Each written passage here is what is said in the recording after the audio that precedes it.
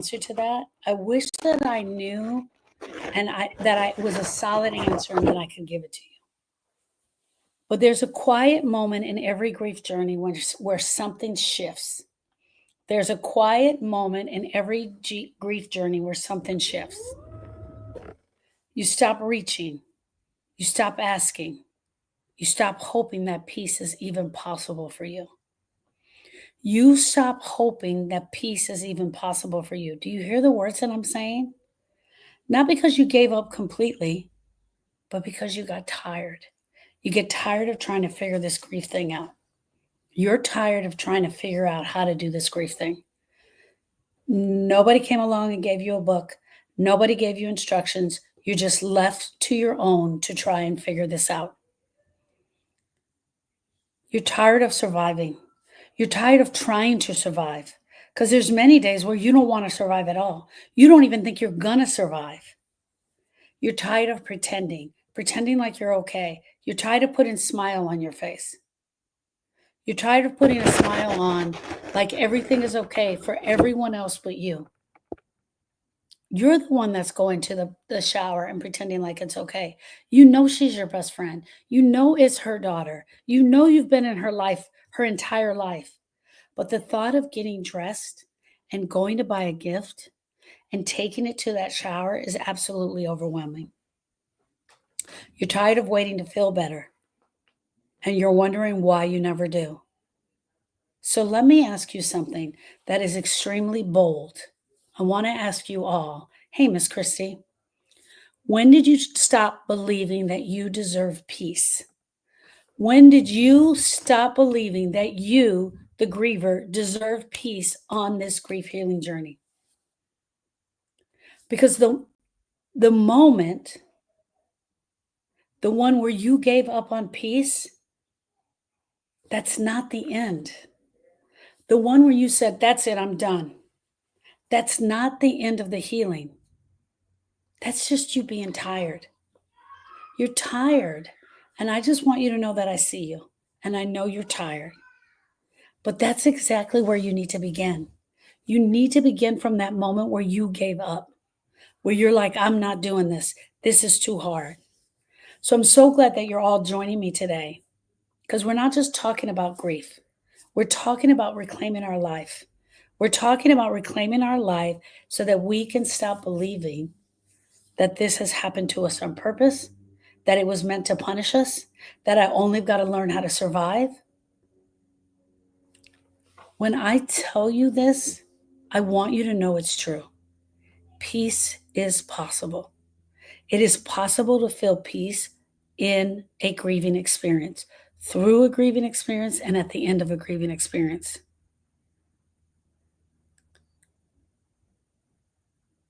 It is possible to feel peace, but it is not possible to feel it if you keep waiting for it. If you're just sitting and waiting for it, you're not going to feel it. You got to go after it, my loves. You've got to go after it. When did you just stop believing that you even deserve to feel better? Or was that even a thing? Did you ever even think that at one point I'm going to start to feel better? Did you ever start to think that? Hey, my friend Suzanne, did you ever start to think that? The question isn't meant to shame you. It is meant to wake you up. I'm absolutely here trying to wake you up, because most women navigating grief, it's not loud. It's not dramatic. It's not them throwing their hands up and screaming, I'm done. It's quiet. It's subtle. It's very slow. When you shift into, I'm not doing this anymore, it is so quiet and so slow. One moment you're fighting to survive. You're fighting to figure this out. You're trying to make sense of this pain. And then that day passes. And then the next day passes. And before you know it, a week has passed. And I have met so many women that have told me, and I just picked my head up and it's already 6 months. He's been gone and it's already 6 months. And I don't know when that happened. In the midst of trying to survive, the time goes by. Somewhere along the way, somewhere inside of you, you let go. You didn't let go of the grief. You're not letting go of the grief. Oh no, we're not letting go of the grief. That's the part we need. We now think the grief is part of who we are. So we're not going to let go of that. Plus, he left me this. I'm not going to let go of that. I'm not going to let go of the love because I love him. But the belief that things could change, I'll release that. I'll release that things could change. It might happen the day you stopped texting them. Hear me out. Your mom has died. You still have her phone. You're still texting her. You're still sending her text messages because it's comforting to you. You're letting her know what the kids are doing. You're letting her know what you're doing on Thanksgiving. You're letting her know what you did for breakfast. You even let her know how hard this is without her. But then one day you wake up and you're like, this is dumb. I'm not going to do this anymore. I'm not going to keep texting her. At that very moment when you choose to not keep texting her can also be the very moment that you give up, that you stop searching. You stop searching for what you need. When everyone moves on and assumes that you're okay, because you are so good at pretending, and you have pretended that you are absolutely okay, and you've done such a good job at it that no one's even calling to check up on you anymore, that might be the day that it happened. When you realize, I haven't heard from Barbara in 3 weeks. She knows I'm grieving. There are a lot of women out there that do have people check in on them. There are a lot of women out there that their best friends will text them every single day. How goes the battle, my friend? How's it going? Text them every single day. And for most of us, most women out in this world, thank you for the finger heart. We don't even have one woman, one friend, one person checking on us. We have 0 persons. They just went back to their lives. They went back to doing what they were doing. They went back to doing what they were doing before we started this. Before we started this pain.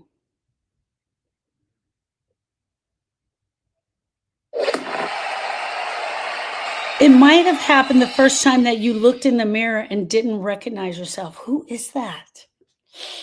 Man, she's aged. Not just physically, but emotionally as well. She looks so old. You look heavy. You look tired. And this tiredness isn't just going away.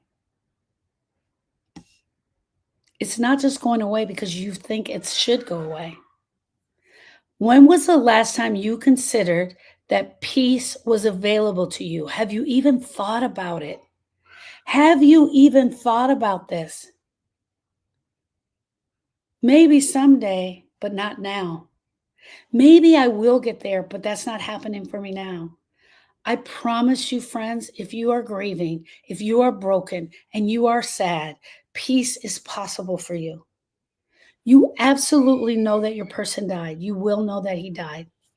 You will know that she died. But your heart won't be so broken, I promise you.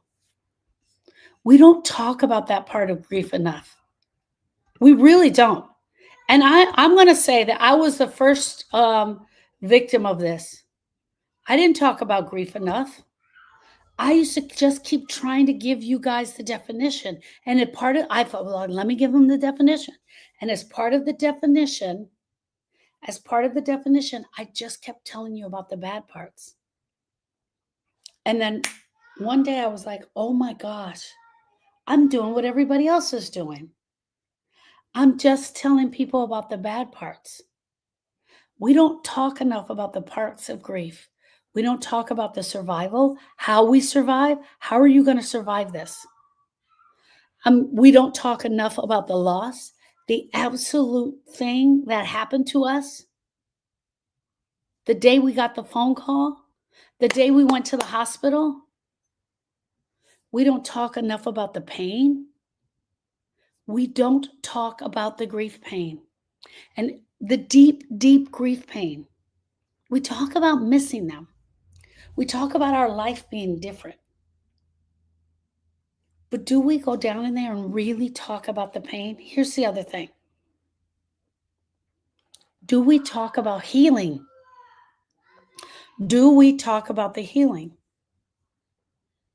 What about the part where the woman is strong, where she's capable, where she's full of love, where she starts reshaping her whole life around the belief that she doesn't have to be the griever anymore? And we see her from the outside in. I see you, Flaw Girl, I'm coming. We see her from the outside in. We're like, wow, she's really doing well. She doesn't need me.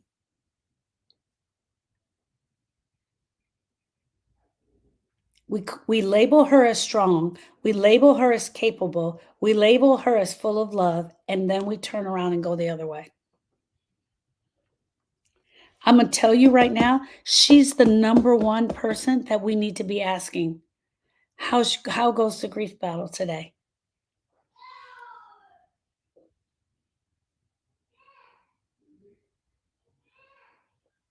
Grief reshapes our whole life. Grief reshapes our whole life. It reshapes all of our beliefs in what this world was going to be like, our belief in what our life was going to be like. And that girl that's strong, the one that's strong that we all left because we thought she had it, she doesn't feel peace. Friends, peace belongs to the people who haven't lost what she has. That's what we think. Well, you can have peace. Oh my gosh, and you can have peace. We start judging it. Oh, she's never going to have peace again. She's going to be like this for the rest of her life.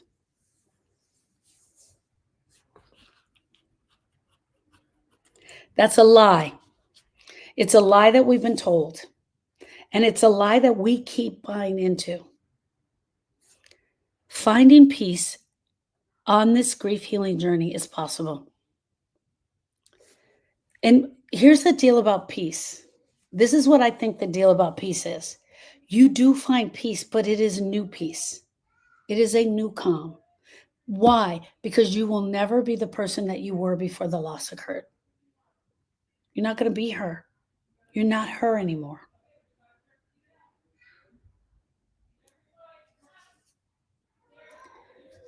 Sometimes we believe that peace, if we find peace, it means betrayal. We're betraying our person if we find peace. If we're forgetting, it means that we're betraying them, we're forgetting them, and we're letting them go. We're forgetting them, we're betraying them, and we're letting them go in ways that dishonor them. That's why so many grievers come in here telling me they feel guilty. They feel guilty that they had a moment of peace. They feel guilty that they enjoyed the vanilla ice cream. Friends, when I tell you this, you can have a moment of peace, and that moment will connect to another moment of peace, and that moment will connect to another moment of peace. It is absolutely possible if we're looking for it and we allow it.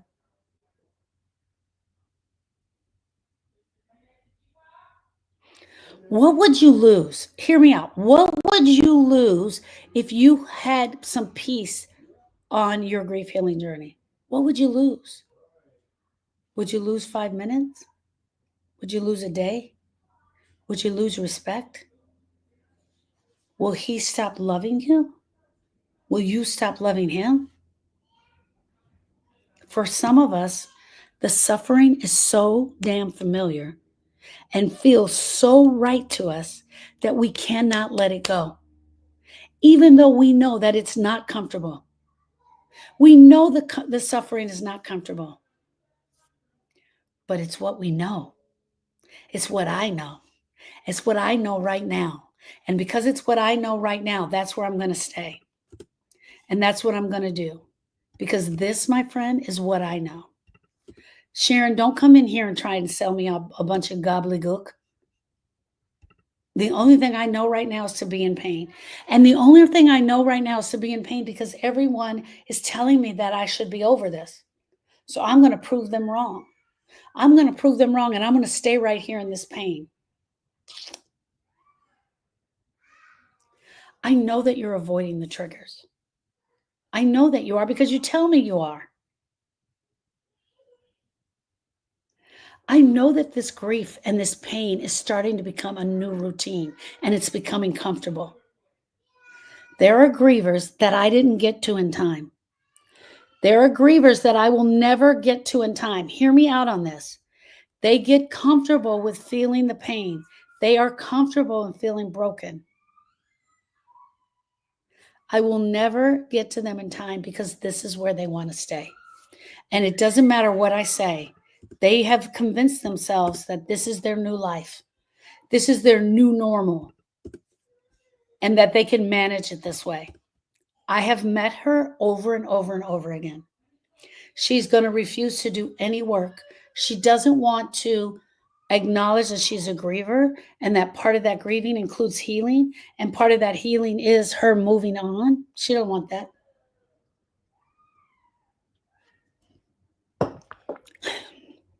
Moving on with peace. Sorry, guys, I didn't get a chance to. Moving through her grief healing journey and with peace. I want to say this also. When I'm telling you that you can move on with some peace in your heart, doesn't mean the grief work's done.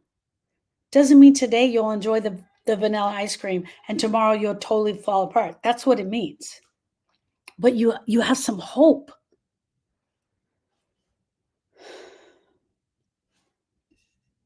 I know that you're avoiding the triggers. I know that you don't want to play the song. I know you're not going to the store and going down the cereal aisle. You don't want to see that box of Tony the Tiger, the box of cereal that he ate every morning. You don't want to see that. In your new identity, the new identity that you've created for yourself, I want to ask you, did you allow for peace in that new identity? Have you allowed for peace? Or is that completely foreign to you? Is it completely foreign to you? Or worse, I can't have peace because it's selfish. If I have peace, then I'm being totally selfish. Here's what I want you to know. Here's what I want you to know. Peace is not selfish. It is not you erasing them. It is not you staying in denial. Peace is the result of doing the real work. Suzanne said, we have to treat grief like a physical wound. We tend to it to help heal it. Let's think about that for a second. Suzanne and I love to break down grief in all different ways. We look at it in all different ways. She's my partner in crime on that. And this actually came from her. She actually said, what if people actually saw the wound of grief? What if our hearts did burst open? In January 2024, in December of 2023, my husband Tony had open heart surgery in December of 2023. In January 13th, 2024, I turned 60 years old. On January 12th, we went to the doctor and I was cleaning up the wound. It had scabbed over and I was cleaning it up. Don't want to gross anybody out. And I saw this like bump and I pushed on the bump. I had a little alcohol swipe and I pushed on it. And when I pushed on it, all this fluid came out. And when I went to the doctor that day, that was the regular cardiologist. When I went to the doctor that day, I said, hey, there was this little bump there and I pushed on it and all this fluid came out. And he looked at me and he said, "Don't touch that." Don't touch that? That didn't make sense. Shouldn't you get a magnifying glass and look at it? Like, shouldn't you get some antiseptic or something? You're over here telling me not to touch it? Okay, dude, whatever. The next day was January 13th. I was going to say the year I was born. January 13th, 2024. He got up. We got up. I had the alcohol wipe. I was doing what I was supposed to be doing. I was cleaning all around it. I remember he said, "Don't touch it." So I wasn't going to go near it and touch it. But I didn't touch it. The alcohol got right on the part that was healing. And when I touched it, the entire scab of that came off. And right underneath that was a gaping hole that probably was about this deep. Underneath that, it was my 60th birthday. All my sisters were taking me out. They had an Airbnb. We were flying to Colorado. And thank you, love. And I had to cancel the trip, all of that.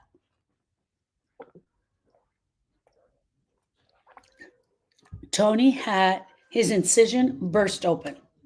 That was the beginning of his incision bursting open. So, what is Suzanne saying? She said, "What if we could see the wound that all the grievers have? What if we could see their wound? What if their wound was just like Tony's chest? What if they came upon a grieving experience and this split open?" I want to tell you something. If this split open and all your friends saw that, man, they wouldn't leave your side. They would not leave your side. I'm telling you right now, they wouldn't leave your side. I did everything for Tony. We ended up in the hospital in the emergency room that night. They cleaned it up. They're like, "We got to get a wound vac on you." Never heard of a wound vac, never been around a wound vac. It's a vacuum that actually suctions. Put that on him. The hole just proceeded to get bigger and bigger and bigger. What if, as the grief was getting worse, the wound would get bigger and bigger and bigger? What if we saw some of it just coming out? What if we saw some of it coming out? He wasn't getting better. I was doing everything. I was doing everything they said. We were going 3 times a week to the wound vac place. They were putting that on. We could visibly see the wound. My friends, I tell you that if we as grievers saw our person's wound, we would treat them totally different. We would treat them different, and they would also treat themselves different. But because we don't see the wound, because we don't believe that peace is possible, because we believe we're going to walk around with an open heart, an open chest, and we're just going to be like that for the rest of our lives, that's how we start treating ourselves. That's how we start treating ourselves. Like, okay, let me just put this here, and now I'm going to pretend, yeah, everything is okay. No, don't worry about me. While we are bleeding to death slowly. Our grieving friends are bleeding to death slowly. Trust me. You may not see it, but they have bleeding hearts. All right. Tony was getting worse. He was absolutely getting worse. There was no doubt in my mind he was getting worse. And I had fired both of the cardiologists, and I was right at the part. This is the honest to God truth, you guys. Tony and I had only been in Texas for about a year and a half. And one of our very good friends was our dentist. And I was just about to call him and say, "You got to help me. You got to get somebody here. I'll fly back to LA. You got to tell me what to do." I didn't know what to do. That's how close I felt to this guy. He came to both of our daughters' weddings, and we love him, Dr. Lewis. And I was going to call him because I didn't know what else to do here. I felt like they were just making him worse. He started to get infected. Anyway, the grief was getting worse, right? The wound was getting worse. The grief was getting worse. And one night we were at the hospital. It was 11 o'clock at night. And out of nowhere, this little African doctor walked in and he said, I'm an infectious disease doctor. He never even said who. We never figured out. He didn't say, and we couldn't figure out between him and I how he even got there, who referred him, who called him to come in. And he took over Tony's case because he could see the pain. He could see the grief. He could see the brokenness. And he took over the case and he tended to the wound. He could see it.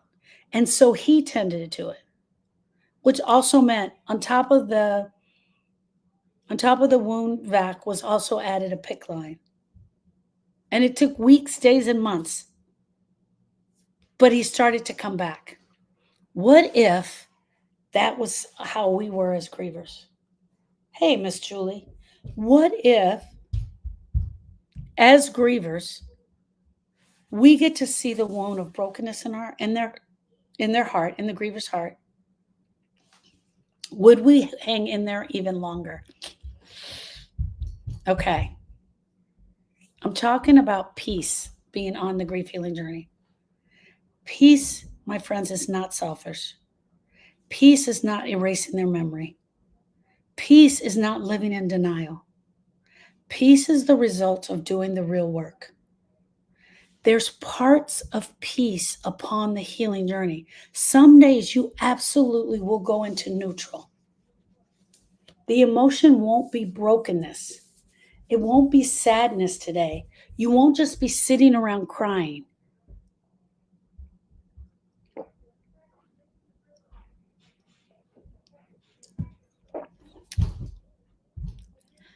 You'll be thinking of them and you'll smile. You will smile. You will tell a story about them.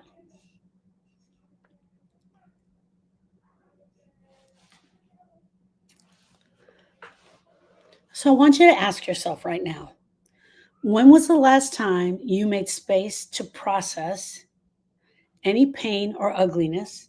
Not distract. You made space to process, not to suppress, not to endure, but actually process your grief. When was the last time you cried? When was the last time you looked at the wound in your chest? When was the last time you're like, this is really ugly? When was the last time you were like, I gotta do this? I gotta do this. I know this is gonna hurt. I gotta do it. And you know what that lady said? She said, one day I'm gonna find peace. She said, some days through this, I'm gonna find peace. Hear me out. Processing the pain looks like this. It means you allow the tears to be there. It means you allow the brokenness to be there in your heart. It means you know you have a gaping wound right there. And you tend to that wound. That's what it means. Processing means allowing the grief to be there, crying, talking, journaling, sharing, going to grief support. All of those are processing. We live in a culture that is trying to rush us through this grieving process. They're trying to rush us through. They are telling us to be strong. They are telling us beyond a reasonable doubt to be strong. And they're not saying it out loud. They're not telling you, girl, you got to stop that. Come on, let's go.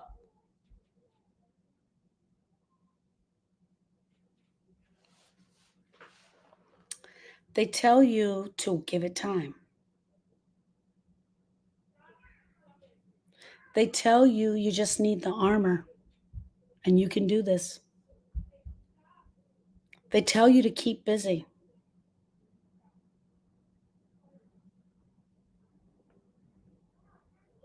Julie says, my wounds are pretty much closed, but they ooze every once in a while. Exactly, Miss Julie. Exactly. That's exactly the way it should be. Exactly the way it should be. That's how I am. Every now and then they do ooze.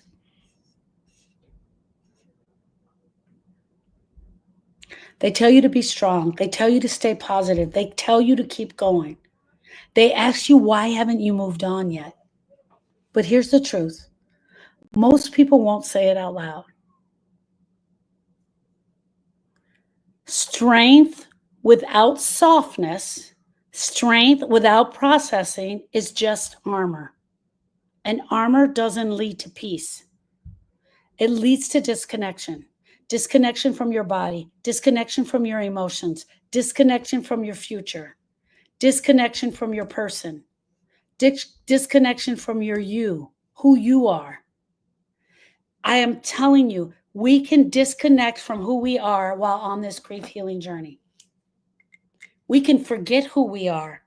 We can become a totally different person that we can't even recognize ourselves.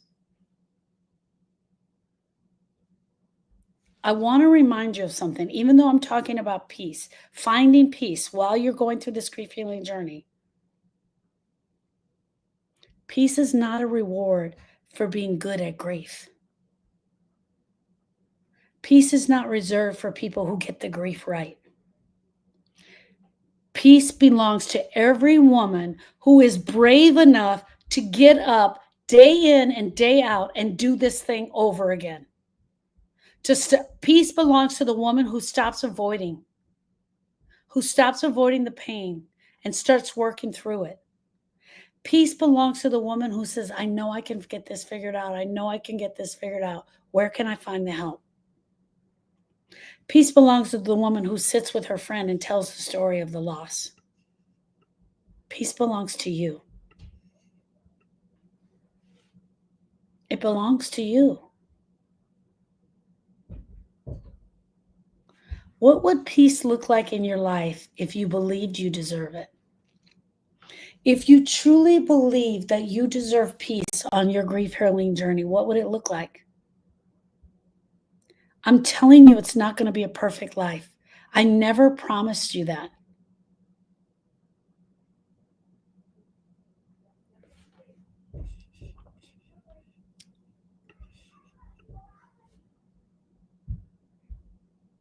It's not a life without sadness, but a life where sadness no longer leads the way. Hear me out. It is a life where sadness no longer leads the way. Finding your peace on this grief healing journey is the job. And it may come 3 days in a row and then not show up the next day. I want to be really clear, if you sit with your friend on the beach and you guys have a glass of wine and you do enjoy,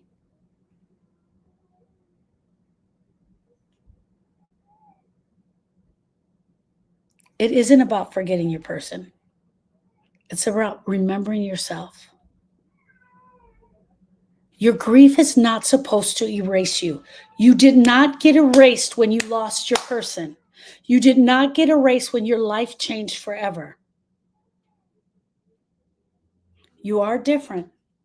I am different, but I did not get erased. Grief is about remembering yourself. Grief is not supposed to erase you. But for so many women, it does.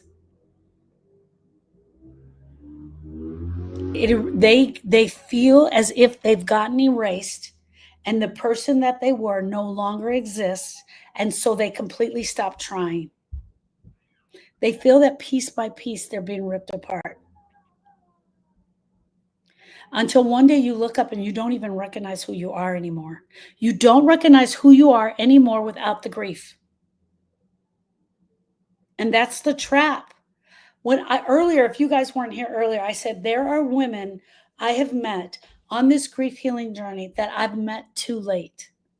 They honestly believe their whole identity is to be a griever. For the rest of their lives, they believe their identity is to be a griever. I'll say it again, piece by piece, until you look up and you don't even know who you are without the grief. You won't let go of that grief. And that's the trap. You keep talking about it. You keep talking about the person. You keep talking about the pain. And you don't move past that point in time in your life. That's where peace gets lost. Not because it is impossible to find peace, but because you stop believing and you stop allowing yourself to have it. When did you last feel fully present in your body? When did you last feel fully present in your body? Not tense, not bracing, not just surviving, but actually present in your body. Peace isn't soft music and long walks. I'm not talking about self-care. I'm not talking about a big old piece of chocolate cake and a hot bubble bath. A lot of times when we talk about self-care, that's what people talk about. What I'm talking about when finding peace while you're healing is deeper than that. You find peace the moment you feel the wave of grief coming and you don't run. You feel it coming and you don't run. You breathe it in and you breathe through it and you cry through it and you allow that grief energy to release. You allow the grief energy to release. The thing that comes next is the peace. The thing that comes next is the peace. When you have a big, ugly cry, the next morning you wake up and you're like, you can feel a relief. Wow. Wow, I can really feel that. It's not soft music and long walks. It's deeper than that. It's the moment you feel the wave and you allow the wave. It's the moment you say, I've been afraid to say this for almost 6 months, but I'm going to tell the truth. And you make space for that truth. You tell the truth that the phone rang and you didn't answer the phone that night. You haven't told anybody that. You held on to it. Peace comes the moment your body relaxes into the grief. You relax into the grief. Peace comes the moment your body relaxes into the grief because you really feel heard. You went to the grief support group and you cried it out and you told your story. You felt heard. The next day, you feel a little bit of relief. That's the peace I'm talking about. Peace comes the night you stay up until 2 a.m. with your girlfriend on the phone and you're talking about how bad this grief is. And you're crying the whole time. And she stays in there with you. And the next morning, you have to get up at 6 a.m. to go to work. But you feel a little bit of relief. That's the peace. That's the peace. This kind of peace doesn't come from time. This kind of peace doesn't make grief right. This kind of peace isn't going to make grief just go away. That peace that I'm talking about is not the healing. It is the moments of peace that we find when we are grieving. It doesn't come from time. It doesn't come from inspirational quotes on Facebook. It comes from you doing your grief work. The kind that no one has taught you. The kind that I talk about in here. The kind where I'm like, hey girl, when was the last time you did the ugly cry? Where I'm calling you out on the table. Where you're absolutely looking at the wound. The gaping wound. There are women that come around in our community that put one foot in to start doing the work. And then it feels difficult and they pull out. There are women who come in and they hang in for a little while, but then it becomes too tough because they're not processing the grief all the way through. Because they're stuck. Because they're not telling their truth. because they've never been shown how to process the pain of grief. They've never been shown how to process the pain of grief. How to complete the brokenness in your heart. First, we learn the definition. First, we talk. Then we lean in, because we learn how to lean in. And then we complete. Not stages, not steps. I'm just telling you. Because grief is not a quick fix. It never has been. And I don't think it ever will be. But because grief creates a container for real, it creates a container of around your pain. And you've got to get in there. You've got to get in there. Not to support it, not to hold it up, but you got to get in there and see what it is. The container is your heart, my friends. You've got to get into where that grief is being contained and held. You got to look at it. What are the things you need to say that you never got a chance to say? What are the things that you need to say about yourself that you haven't said to anyone? It might be about your person that died, but it might be about somebody from the 3rd grade. I think I've been stuck in the 3rd grade lately. It might be about someone from the 9th grade. You guys love the way I make myself laugh. This container, which is your heart, which is holding this pain, we go into it and we pull this pain out through talking, through looking, through listening, through observing. And we let it speak.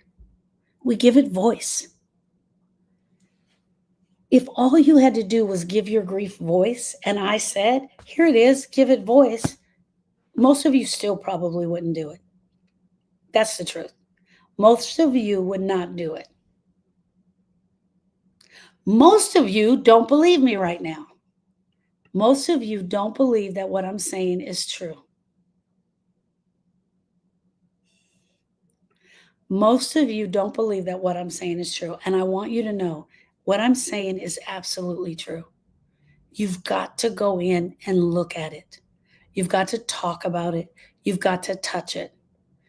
And I'm not talking about talking about it where you just keep repeating the same story over and over again. I'm talking about, how did you feel? What did your heart experience? What did you want to say that you never got a chance to say?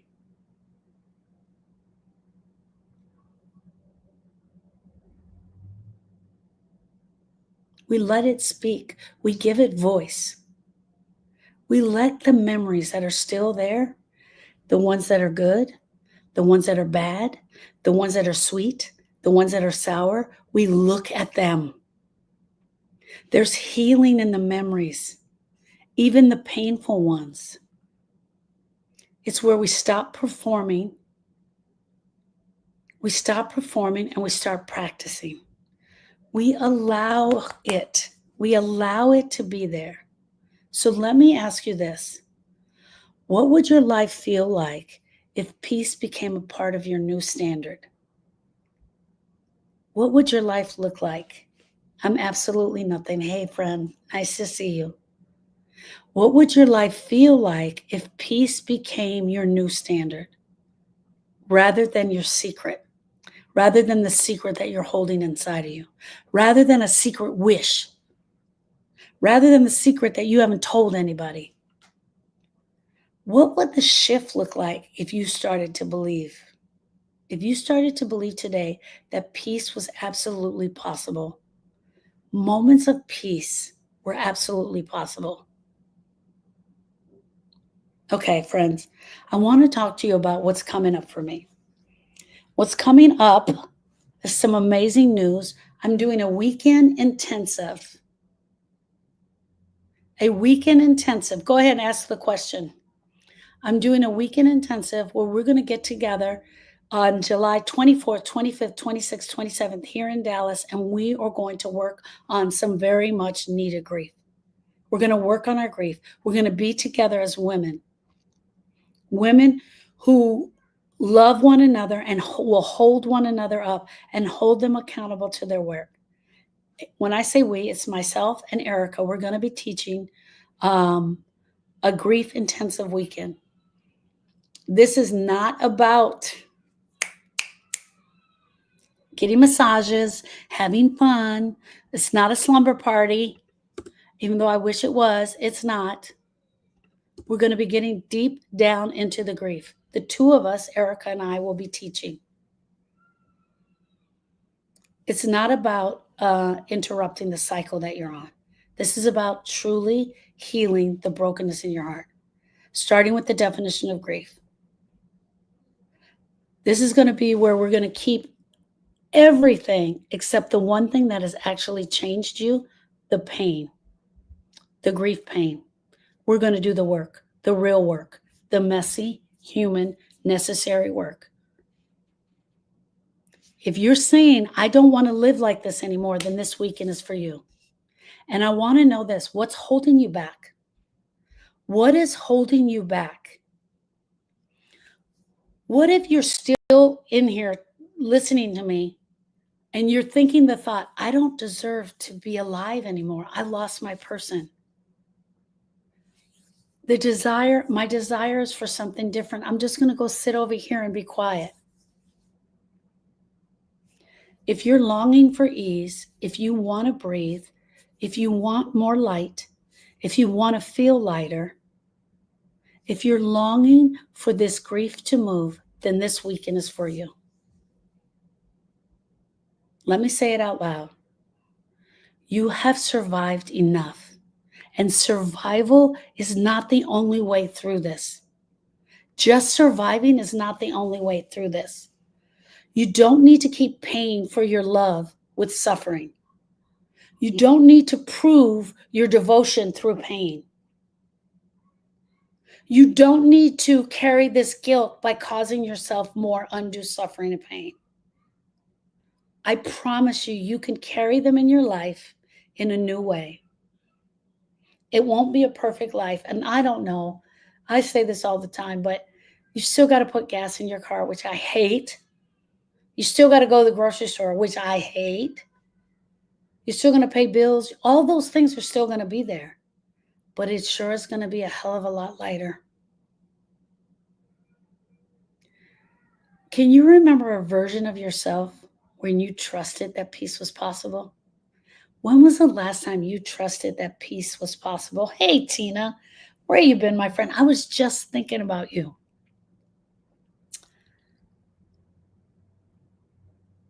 If you can't remember, if you can't trust me when I tell you that peace is possible, I want you to know something.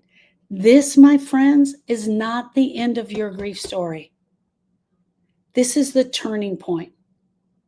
So I ask you one last time. When did you stop believing that you deserve peace? You all deserve peace. You all deserve to heal from the brokenness in your heart.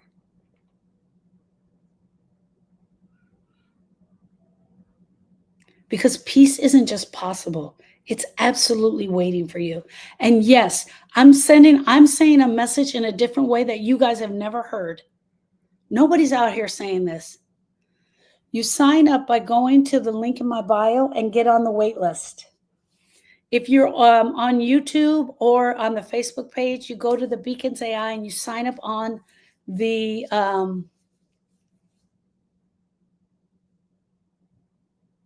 why didn't you call me, Miss Tina?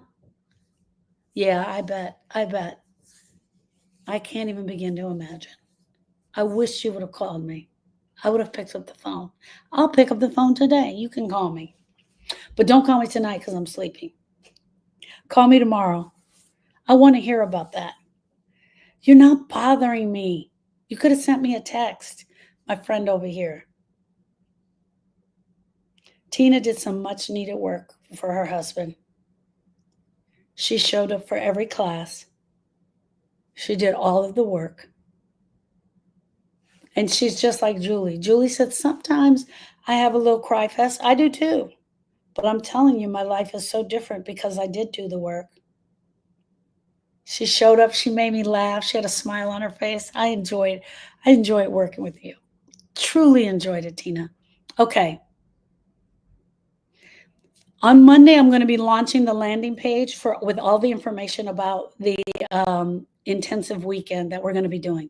It's going to be Erica and myself. We're going to be teaching for the brokenness in your heart. Women, you will change. You will change. The pain of grief is what we're going after. It is the Forever Change Grief Intensive Weekend. Let's do the work that our hearts much need, what our hearts are begging for, what you were meant to do with this grief. Not just carry it like a 20-pound bag of potatoes, but absolutely do the work. It's time, my friends. It's time for us to do the work. Okay, Facebook and YouTube, I am going to get off now. I see all you beautiful women here. Thank you so much for joining me. TikTok, I'll be right there. I need to hear from you. Lisa, I text you how you could text me.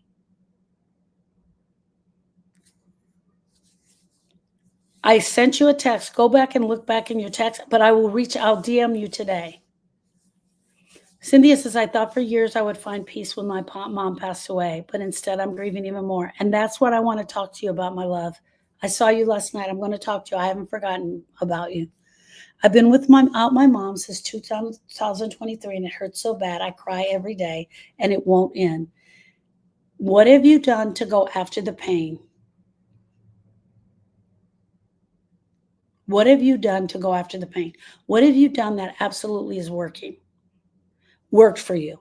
What have you done that hasn't worked for you? And if you've got a lot of things you've tried that haven't worked for you, then try this. Try this. I promise you it'll make a difference. Mariah, I promise you it'll make a difference. Okay, Facebook and YouTube, thank you. Thank you. I will be back tomorrow at 7 a.m. I will be back live tomorrow at 7 a.m. Central Standard Time. I'll talk to you soon. Thank you, friends.